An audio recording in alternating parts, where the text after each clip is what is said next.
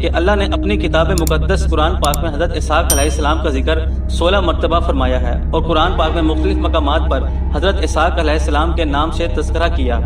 سورہ صفات کی آیات نمبر 112 میں ہے، اور ہم نے بشارت دی اسحاق کی کہ وہ نبی ہوگا۔ اور سورہ انعام کی آیات نمبر 84 میں یوں ارشاد ہوا، اور ہم نے اس کو یعنی ابراہیم کو اسحاق اور یعقوب محمد فرمائے، اور ہر ایک کو ہم نے ہدایت دی۔ اس طرح بخاری مسلم میں حضرت ابو ذر رضی اللہ تعالی عنہ سے مروی ہے، وہ فرماتے ہیں کہ میں نے اللہ کے رسول صلی اللہ علیہ وآلہ وسلم سے سوال کیا، پہلی مسجد کون سی بنائی گئی؟ نبی کریم صلی اللہ علیہ وآلہ وسلم نے فرمایا، مسجد حرام۔ میں نے عرض کیا، پھر کون سی؟ تو آپ صلی اللہ علیہ وسلم نے فرمایا، بیت المقدس۔ میں نے عرض کیا، دونوں کے درمیان کتنی مدت تھی یا رسول اللہ؟ فرمایا 40 سال۔ اور اہل کعبہ کا کہنا ہے کہ بیت المقدس کی بنیاد حضرت یعقوب علیہ السلام نے رکھی۔ واضح ہوا کہ حضرت اسماعیل علیہ السلام اور حضرت ابراہیم علیہ السلام کی تعمیر کعبۃ اللہ کے 40 سال کے بعد